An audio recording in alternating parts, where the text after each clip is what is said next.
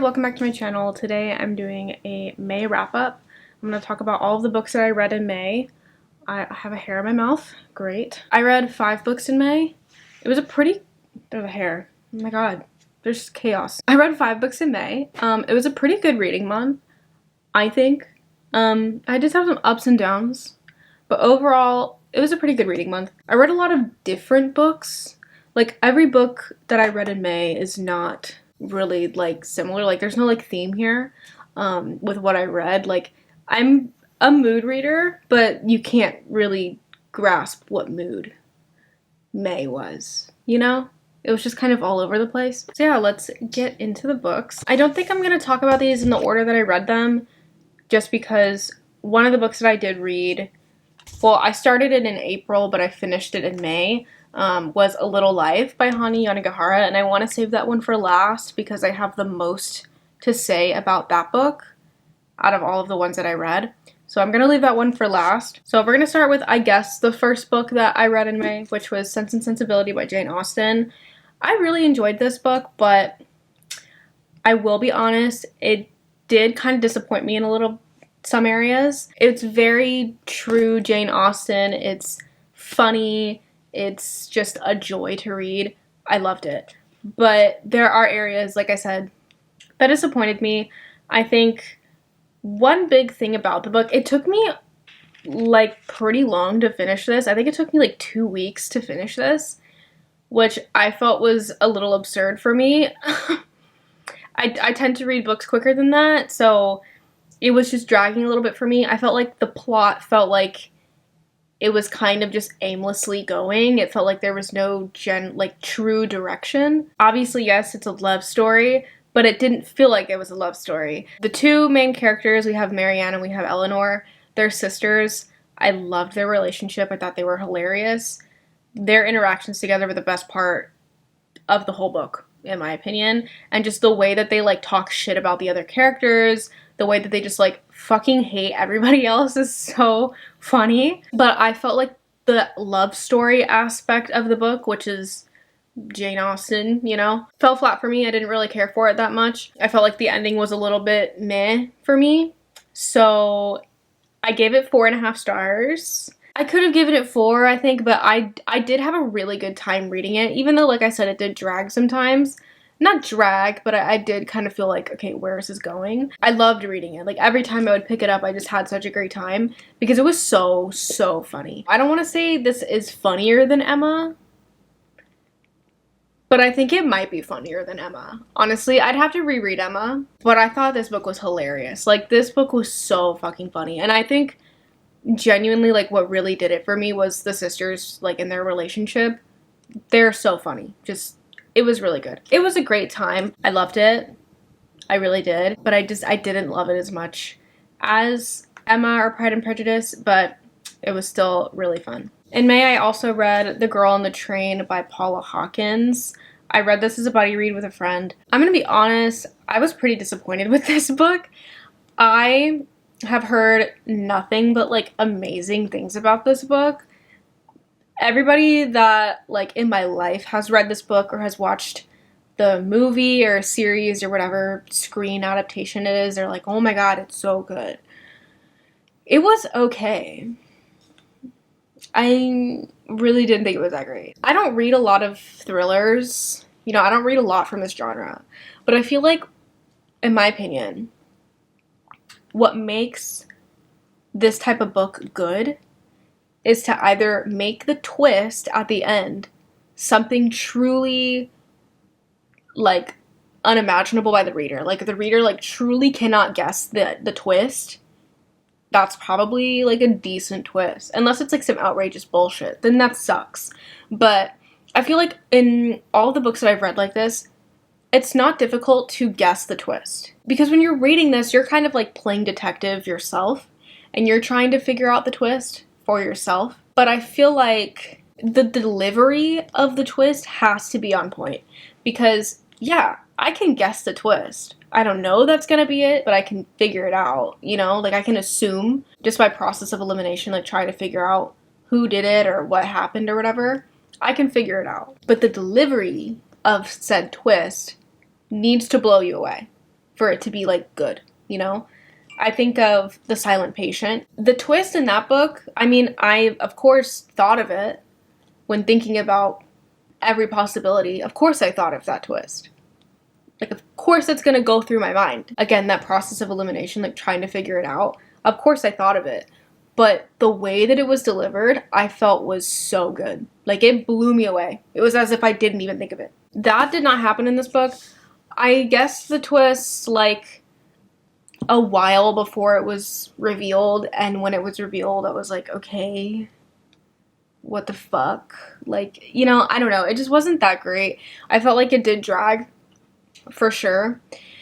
And this book switches between different perspectives. So we have the main character, who was the girl on the train, and then we have the main character's ex-husband's new wife, and then we have the main character's ex-husband's new wife's ex, like, nanny for her baby. I don't fucking know. Like, if you're following that, it's just 3 women that are connected in a certain way.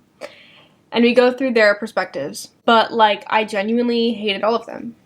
And, like, it's fine to have, like, unreliable narrators or unlikable characters.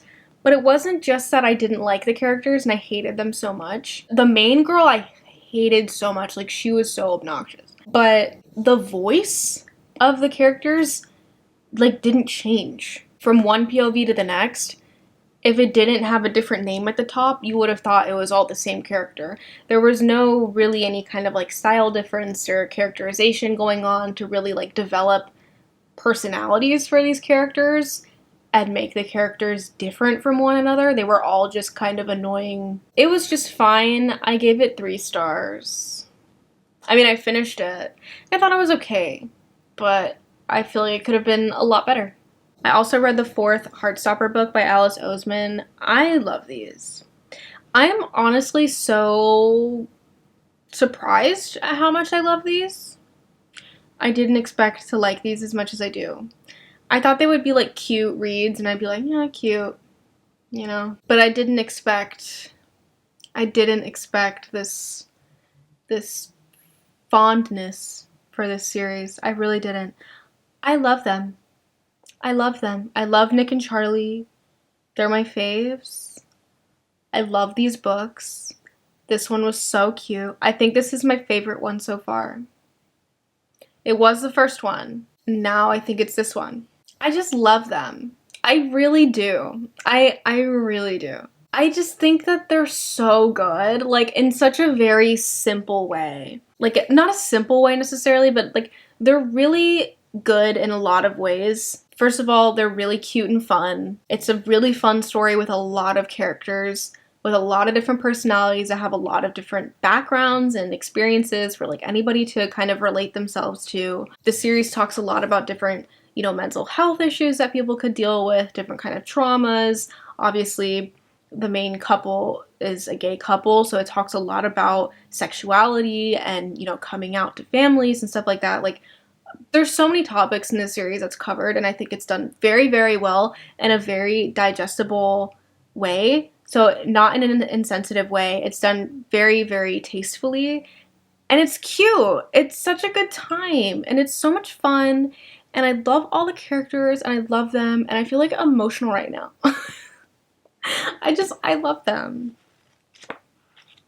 I love them, and I can't wait for the other ones. I think I saw there's gonna be 2 more. I'm really excited. I still haven't seen the series, like the Netflix show, so I gotta do that. But yeah, it was so cute. The last book that I read in May, obviously we're gonna talk about A Little Life at the end, but the last book that I read in May was Frostbite by Rochelle Mead, which is the 2nd book in the Vampire Academy series that I'm rereading with a friend. I had a great time. I had a great time reading Frostbite. It was so fun. I said in my last wrap-up video, when I talked about Vampire Academy and my reread of that I had a blast. It's just getting better. Like, Frostbite was so fun to reread. I truly enjoyed it so much. It's a really just easy, fun read, but you still get, like, into it. Like, you're attached to the characters, and it's just a fun time. I read it so fast. I read it in like a day. I didn't remember any of that shit happening at the end. I don't remember anything from this series. I said that in my last wrap up about Vampire Academy. I don't remember anything. The only thing that I remember is Rose and Dimitri. And like I said before, that really shows where my priorities are. That's really the main reason why I'm continuing the series, is for them. I feel like that's really the only reason why anybody reads the whole series, is for them. Really excited to read Shadow Kiss, book 3. Don't remember what happens in that one, of course. It's gonna be a great adventure. Last but not least, we have A Little Life by Hanya Nagahara. This book is heavy, so I probably won't hold it the entire time, but I have a lot of thoughts. Some good, some not so good. I don't even remember what I gave this book. I want to say I gave it 3.75 stars. Yes, I gave it 3.75. I felt like 3.5 was too low, but I felt like 4 was too high. I have some issues with this book, but let's talk about, actually, no. Let's end on a positive note, so we are going to start with the negative stuff first. So Hannah from A Clockwork Reader on YouTube really does not like this book. Whoa, hello, son, what the fuck? Yeah, Hannah from A Clockwork Reader on YouTube really doesn't like this book. So if you watch her videos, you probably know that. But she also, there's fucking hair in my mouth. Jesus. But she also mentioned in a video that the author of this book did not do any, like, outside research into writing this book. And if you're familiar at all with the content of this book, literally, like, any trigger you could possibly think of, like, any content warning that could be on the book, it's there. It's in it. This book covers all of it. It does not miss a single one. I think if you're going to write a book like that, you might want to do some outside research. I tried to fact check this. I could not find anything, so I don't know if maybe that's just not true or I'm just not looking in the right place. So if anybody actually has some kind of source to back that claim up, that she didn't do any kind of outside research with, like, real people or anything that have experienced the traumas in this book that she wrote about, let me know. I'd like to read that or watch the video or interview or something. Like, I would like to see that. So going into this book, I was aware that a lot of people do refer to this book as trauma porn, and I'll be honest, that is what this is. Wow, the sun. It's back. This book definitely is trauma porn. There's a review on the back from the Wall Street Journal, you know, that says, "Here's an epic study of trauma and friendship," whatever. What I want to focus on is the epic study of trauma. I don't know if Hanya Nagahara herself calls this book that, but I think an epic study of trauma is more or less a good way to put this book, but also an insensitive way to describe this book. I think there's a lot of experiences covered in this book that were not done very well, and that were done insensitively and excessively. I think there were things that happened to certain characters that didn't need to happen, or didn't really make sense. Not in the sense that it's not realistic. Everything that happens in this book is something that either could happen in real life or does happen daily. Like, nothing in this book is, like, outrageously, like, that's too much. You know what I mean? Because life is hard, okay? Sometimes life sucks, and trauma exists. It's very real. However, I think if Hanya Nagahara wanted to get her point across, she did. You could take out half of the shit that happens in this book. That point still would have gotten across. All of that did not need to be in there. Like, there's a lot in here that was just excessive. And I think if you're going to write about a plethora of trauma... Okay, my phone is, like, annoying at this point. If you're going to write about a plethora of different traumas and triggers, and when I say plethora, I mean plethora. Not 3, not 4, like, at least 7. Like, there's so much shit. Not only is it important to be well-versed in each of them, but I think if you're going to write about that many things that are very sensitive subjects, you need to do them justice. And I think if you're going to write about that many in one book, it's very, very difficult to do every single one justice. And that's where I think this book fails. This book follows 4 different guys. They're friends since college. They're a group of friends. It follows 4 of them. However, one of them is like the main character of the book. It follows his life specifically and goes through his upbringing and his childhood and his traumas and how his traumas affect everybody else in his life. Where there are a lot of things that happened to that character specifically that were excessive, there were things that happened to the other characters as well that were kind of mentioned and then just brushed away. It's like, no, can we go back to that? Like, if you're going to introduce trauma to another character and then make it a big deal for one chapter, don't just, like, discard the character later. Like, you brought it into the question, let's continue to expand on it. Because at that point, when you bring in something else, another trigger, another sensitive subject, and you just bring it in, you don't do it justice very well, because it wasn't. Though I'm talking about something very specific, but obviously I'm not going to go into it because of spoilers. But if you're going to bring in a sensitive topic for this amount of time in a book that's this big, and then just, like, never mention it again, why did you do that? And overall, these little pieces influence the main character's traumas, but they don't need to be there. Like, there was so much that the author put that fucking character through already to the other things that happened in his life as an adult or whatever didn't need to happen. It was excessive. And again, I'm kind of repeating myself at this point because I feel like it's just important. Like, because of how excessive it was at times, that's what made it insensitive. Because again, if you're going to talk about a plethora of sensitive topics, it's nearly impossible to respectfully do each of those topics justice in your novel and accurately and genuinely portray them in a way that is respectful. I don't know how to say that. Am I in focus? Like, is it focusing on him? Is it focusing on us? I'm gonna put the book down because I don't know if the camera's focusing on me or him. So that's the biggest gripe I had with this book. I don't think that this book is for everybody. I think that, honestly, for a lot of people, it's probably not for them. I think, obviously, understanding the content warnings is incredibly important, but not just understanding the content warnings, but understanding the severity in which the author takes those content warnings. We can put a content warning on A Little Life and a book like My Dark Vanessa, for example, with, like, sexual abuse. But where My Dark Vanessa is bad enough, A Little Life takes that and just turns it all the way up, you know? I do want to say that I didn't cry. I didn't cry reading this book. Myself and everybody else on this platform obviously can agree with this, probably, that our, like, impression of A Little Life is everybody fucking sobbing and having a fucking just the worst time reading it, and it's traumatic, and they're crying, and it's just a big mess. So that's what I expected going into this. The entire time I was reading it, I was anticipating what could happen in the end to invoke that kind of just guttural reaction within me. Making me cry is not hard. A movie or a book or something, like, if it's sad, like, I will cry.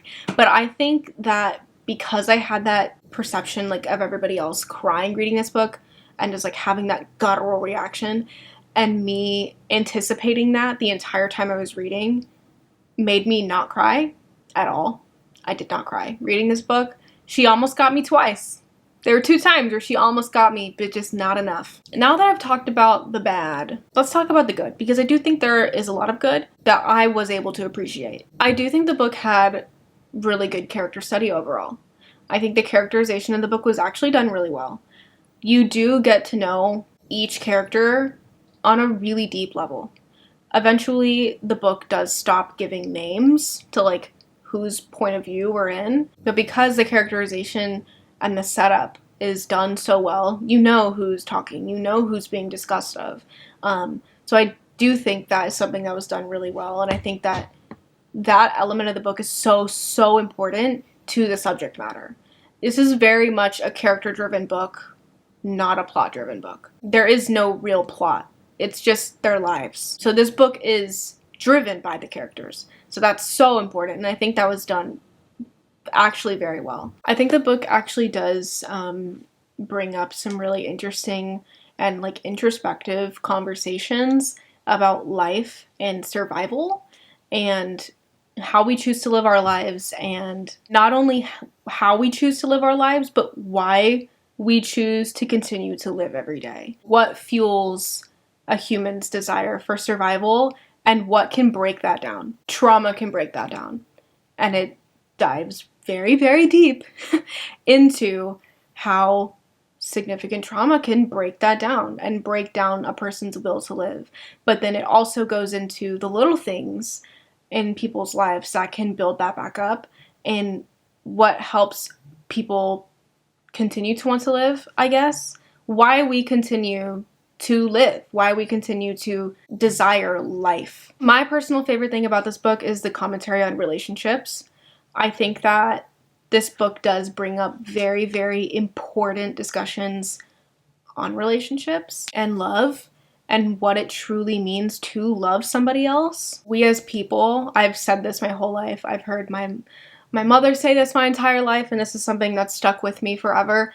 We have responsibilities to the people that love us. You know, if we are going to be there for them, we also have to be there for ourselves. If we expect the people in our lives to love us and be there for us, then we have to do the same for them. But not only do we have to do that for them, we have to do that for ourselves. Because to not love ourselves is to hurt the people that we love. And I think that this book really, really expands on that in a very, very dramatic way, but in such a real and raw way. Because it really dives deep into how traumatic experiences affect not only an individual, they affect the people in the individual's lives.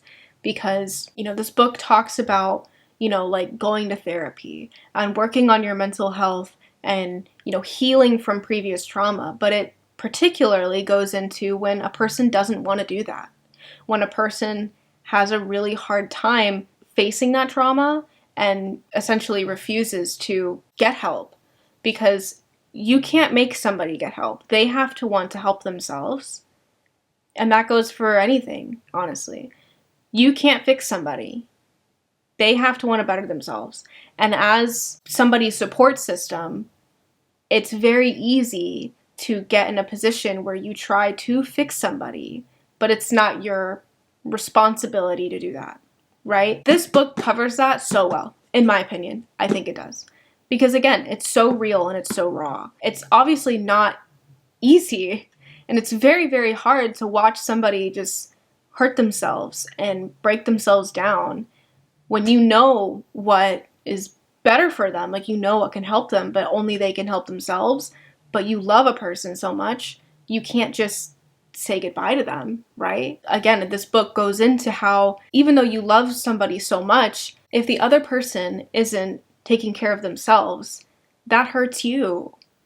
And that can truly break down a relationship. It's very hard-hitting stuff, everything in this book, honestly, but I think that's what is done the best, in my opinion. Those are my thoughts on A Little Life. For all the things that I mentioned that are good, I think that this is a really great book for it.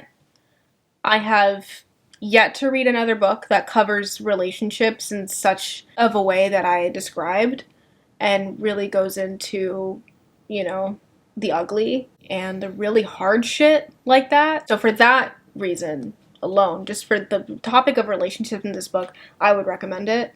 For all of the other stuff, I probably wouldn't. I would probably recommend other books instead.